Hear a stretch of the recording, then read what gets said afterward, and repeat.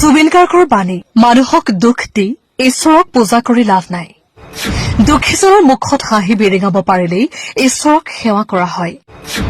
কিতাপ নথকা জাতিক গামোচাই বচাব নোৱাৰে সংগীতৰ মাধ্যমেৰে মই মোৰ হৃদয়ৰ কথা প্ৰকাশ কৰো আৰু মানুহৰ হৃদয়ত স্থান পাওঁ চৰকাৰ আমিহে বনাও চৰকাৰে আমাক নবনায় ইণ্ডিয়াৰ যিমান ভাষা আছে পালি প্ৰাকৃত সংস্কৃতৰ পৰা আহিছে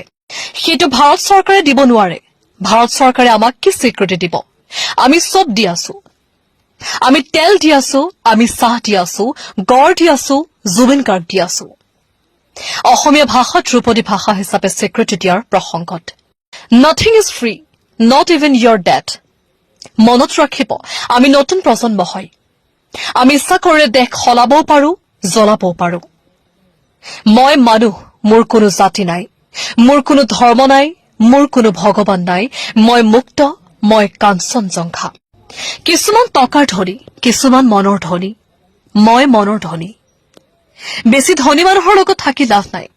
সঁচা কথা ধনীয়ে দুখীয়াৰ দুখ নুবুজে বলি কিয় লাগে বলি নিজক দিয়া যদিও শক্তিপীঠ হয় কামাখ্যা মায়ে বলি নিবিচাৰে মই সদায় এইটো কৈ আহিছো যে বলিবিধান বন্ধ কৰা প্ৰভু ঈশ্বৰ বুলি কোৱা শব্দটো মই বেয়া পাওঁ বুদ্ধিজমত কয় বুদ্ধই কৈছে you are god I am not যেতিয়া বুদ্ধই এনেকৈ কয় তেন্তে আমিবোৰে কিয় কওঁ মই প্ৰভু ঈশ্বৰ মই এটাবোৰক বিশ্বাস কৰো অট্টালিকাক নহয় মই যেনেকে অৰ্জন কৰিছো মই যেনেকে লৈছো মানুহে মোক দিছে মই আকৌ মানুহক ঘূৰাই দি থৈ যাম মোৰ ঘৰ পাৰি সব মানুহক দি থৈ যাম মই নিজৰ কাৰণে একো নাৰাখো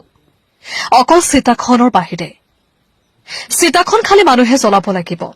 আপুনি যদি জুবিন গাৰ্গক ভাল পায় ভিডিঅ'টো শ্বেয়াৰ কৰিব